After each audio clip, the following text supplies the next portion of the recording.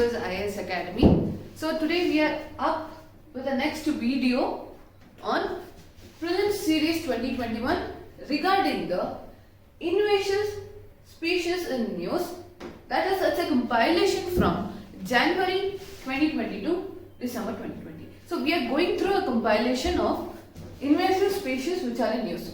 The main point for choosing this topic is that from many previous year papers, we are having this notation of such invasive species and different words, different unique words have been picked up by UPSC for prelims examination. So such words should be make a note while we are reading. So to make the work of yours easy and to have a track of everything in one video, we are taking up this invasive species in news. So these invasive species are very important because they actually change the demography of the habitation. They actually change the working of that place also. They kept on growing wherever they need, and how much ever plots they want, they grow up in. So we'll see what are the kinds of invasive species which are coming from news and how they are affecting the environment of such place. So the topics for the discussions taken are Senna spectabilis. This words, keep it in mind, it would be very difficult in reading, but this word should be memorized for you. Whenever you come across in an MCQ or in any question, please make a note on it. Senna spectabilis, Cestrum nocturnum, Charumusel, Mitilla strigata, and Globa andersoni plant. So these are the 4 topics, and much more compilations are going to come in the later videos. Please have a track on all these videos and try to note them somewhere for the future uses. Then, so first we'll take up what is Senna spectabilis. Actually, Senna spectabilis, this species was in news because Kerala Forest Department is planning to adopt steps to arrest the rampant growth of invasive plants, especially Senna spectabilis in the forest areas of Nilgiri Biosphere Reserve. So the place related to this is NBR, Nilgiri Biosphere Reserve, and which is a bigger place, Kerala. So this is how the species in the news and the places regarding that should be made a note. Now we will see what is Senna spectabilis and what are the threats and what are the impacts of that growing in that place. So Senna spectabilis species was planted as a avenue tree in Wayanad, the marshy land of forest area. Now this plant is growing in large number is their concern. They are actually eating up all the other environment and vegetation and growing up like a invasive, non-native plants. We call them as non-native species. What do we call? Non-native species. So they are not native to that space. They are transferred from one place to another place. As I was discussing this non-native animals in my previous video about the exotic animals, they are the same kind, but it is of the plant species. So the spread is posing a major threat to the forest area reserves owing to its quick growth and coping characters. So it is a very fast growth, and the tree species was found in nearly 10 square kilometer area of 344.4 square kilometer sanctuary around 5 years ago. So the number was lesser, but increasingly from years to years it is increasing in square meter sectors also. Then the plant has started to invade the adjacent Bandipur and Nagarhole tiger reserves also. The Bandipur and Nagarhole tiger reserves are also affected, and the Madhumalai tiger reserve is also affected. Then now it has invaded to more than 50 square kilometers of the sanctuary of Wayanad Life Sanctuary. Then recent study of the fern's nature this is important. Ferns Nature Conservation Society recorded the presence of plant in 78.791 square kilometer area of the sanctuary. So the growth of the plant is increasing very quickly from years to year. So it is growing from 10. We will just see the growth 10 to 50. So finally it has reached to 78.1 square kilometers. So you can see the faster growth of this invasive plants. This is how they pose a very bigger threat to all the surrounding places also. Not only the places of origin, but all the surrounding places such as Bandipur, Nagarhole, Madumalai, every reserves are affected by it. Then, what are the impacts on it? The adult trees grows up to 15 to 20 meters and short period of time. Short period of time is what makes them unique, and they distribute of seeds after gregarious flowering. So thousands of seeds are put out for the reproductive life. Then these seeds become a very threat. Then the thick foliage arrests the growth of the other indigenous trees. Indigenous trees are affected. They are gone. Indigenous trees doesn't even have any option here growing with them, and the grass species and cause food shortage for wildlife. When this invasive tree starts growing, indigenous tree starts coming down. That time it affects our fodder also. That means it causes a shortage for wildlife for feeding. Then moreover, the wildlife will not feed on the leaf of the trees because it is not palatable for them. They won't take this leaves. Wildlife animals doesn't eat this leaves, and the allelio chemicals produced by these plants adversely affect the germination and growth of the native species. So you're getting it now? When a non-native species is introduced in the environment, it poses such bigger threats. Mainly, it affects the growth of other native species. First thing is they affect the growth of other native species, and a shortage of food will happen. They are not consumable also. Then it creates a large number of area is consumed by them. So these are the three main threats observed by an invasive species. So this was about Senna spectabilis. So next we'll go on to our second species of discussion, that is Cestrum nocturnum. So when you heard this name, nocturne, that means you have to relate to night. Nocturnal in the sense which is active in the night. So for example, owl which is active in the night, we call it as a nocturnal animal. Cestrum nocturnum, what it is doing, we'll see. Nilgiris forest officials are restoring native shola habits in places overrun by invasive species Cestrum nocturnum. So this Cestrum nocturnum is related to which places? Shola forest, shola grasslands of Nilgiri forest. Getting it now? The places Nilgiri forest mainly affecting the shola grasslands. What is Senna spectabilis affecting? It is affecting the Kerala Wayanad Biosphere Reserve. Then, what is the Cestrum nocturnum? So, the picture behind this mainly distinguishes what is it telling about. So, we'll see. Cestrum nocturnum is commonly known by the names night blooming, jasmine and rathrani. So, it is blooming in the night. It starts blooming in the night. You can see this picture here. At the time of night, it's bloom like this, the behind picture. So that's why it is called as night blooming jasmine or rathrani. It's native to the West Indies but naturalized in southern Asia, and its spread is a threat to all shola and grassland habitats as it does not allow any native flora to thrive that is there. Then the plants, unless completely removed by their roots. So whenever in the first species we saw that Senna spectabilis, we can destroy, we can burn the plants, but their roots and their seeds still remain in the soil. So how to remove them? They should be completely removed with roots are also cut off from the plant.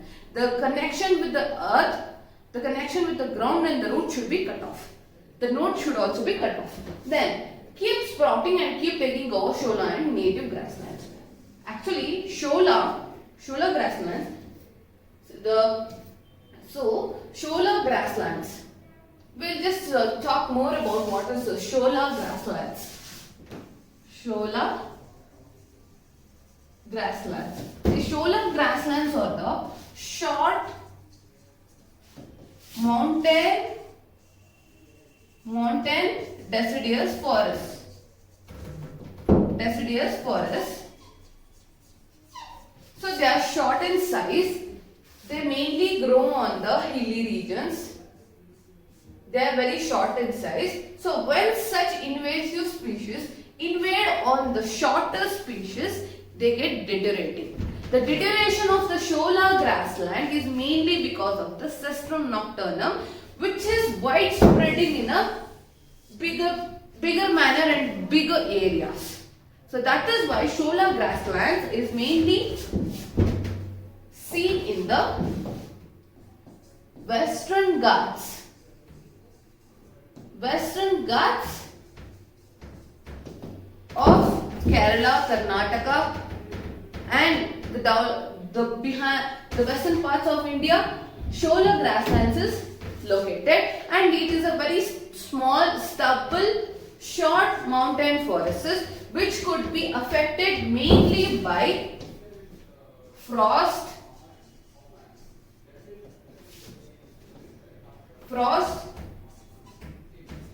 ice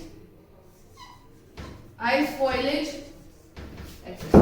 So these are the main threats and climatic conditions. Mainly climatic conditions affect the shola grasslands for the growth. So this was an extra information about where the shola grassland. So whenever you get a question that shola grassland is mainly affected by Cestrum nocturnum. So we'll look at another species, namely Charu Mussel. Our third species, that is Charu Mussel or Mitila strigata. Mitila strigata is an invasive species native to South and Central American coast. Is spreading quickly in the backwaters of Kerala. So again, the spread is to Kerala. Kerala has been affected by this Charu Mussel. What is this Charu Mussels? Is it a good mussel or it is a bad mussel? We'll just have a discussion on it. So Charu Mussel, the rapid spread of the Charu Mussel, Mitila strigata, may have been triggered by cyclone Oki, which struck the regions in 2017. So this was a major spread from 2017 by a cyclone named Oki. So with a population high as 11,385 square kilometers, here it has replaced the Asian green. So Asian green mussel, Perna feridis, and the edible oyster, Magellan belinita, known as locally as Moringa. So these are the consumable mussels. So when we go to the seafood restaurants, we get this kind of mussels also, which are eatable. But Charu Mussel is an invasive species which is not consumable, and it is growing very rampantly where the shrimp industry has been affected by this mussels. So externally, the Charu Mussel resembles the green and the brown mussels, Kalum mecca in Malayalam, but at much smaller size. Its color varies from black to brown, purple to dark green. So purple to dark green. So it is actually having a color exchange also. It is very much difficult to distinguish with respect to colors also. So that time we have to look at the texture of the covering, texture of the skull, and know how we can differentiate between the consumable and non-consumable mussels. So the survey shows that the presence of the Charu mussel in the Kadinamkulam, Paruvur, Edava and Nadayal. So these are the places. Please have a note of that. Astamudi, Kayakulam, Vembandan Lake, the biggest lake, Then Chatua and Punani estuaries of backwater. So these are the places where the rampant growth of Charu mussel has been discovered. That is shown in the survey. And Astamudi Lake, a Ramsar site in Kolam district, remains the worst hit. So please have a note on this Astamudi lakes also. There are many lakes and the places surrounding the lakes are asked in previous year UPSC questions. So have a look on them also. So Astamudi Lake is what worst hit by the Charu mussel. So what are the threats posed by this? And we had a article from Hindu also. The invasive mussel is spreading rapidly in the Kerala backwaters. So backwaters are hit majorly by this invasive mussels. The threats posed are, though the small mussels is edible, the overall economic loss and the impact on the biodiversity are much bigger. They are very much bigger, they are non-consumable and they become bitter by tasting more also. And it is pointed out, and it is throwing out other mussels and clam species and threatening the livelihood of fishermen engaged in the shrimp industry, shrimp fisheries. As I told in the beginning, shrimp industry is very much affected by the Charu mussel. So this was about Charu mussel. Mainly you have to keep in mind the Astamudi Lake, which is worst hit by the Charu mussel. And this growth is mainly going on in the Kerala backwaters. Okay, so then we go on to a last species, that is Glauca andersoni plant. You can think that these words are very difficult. These words seems to be very weird, but these words, when you memorize, when you see a video or when you come across frequently, you'll have it in mind, and whenever you come across in an MCQ, you'll be able to pick the right ones. So we'll see what is Glauca andersoni plant. It is a team of researchers have rediscovered a rare species called Glauca andersoni from the Sikkim Himalayas near the Teesta River Valley regions after a gap of nearly 136 years. So you're getting the uniqueness of this plant, no? So this kind of uniquely recovered and invasive species would be chosen up by the UPSC. So these are the possible questions, possible topics from the UPSC. So the team of researchers, after 136 years, they have discovered this plant. So the Glauca andersoni is IUCN status of critically endangered. Critically endangered, that means Appendix 1, CITES Appendix 1. Then Glauca andersoni is characterized by white flowers, non-appendageous anthers. See, when you have this one, anthers, white,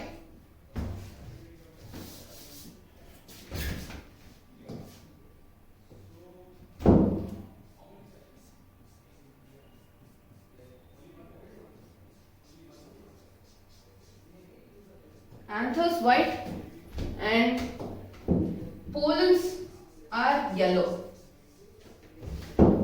See, then the yellowish lip of the pollens are seen. Then the plant known commonly as dancing ladies or swan flowers,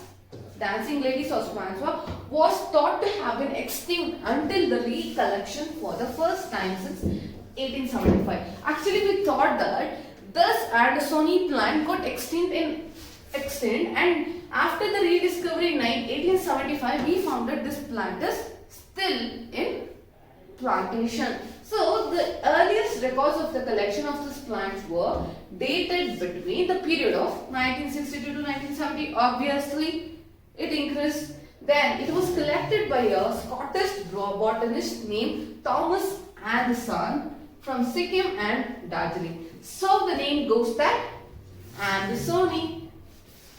So whenever you come across some plants like this and relate to a human name, you can relate that it could be a discoverer name or an author name. So this is how we generally understand the topics and relate to them in your options also. So Thomas Andersoni founded this plant, and then in 1875 the British botanist Sir George King had collected this taxon from the Sikkim Himalayas. So mainly, where do you find these animals?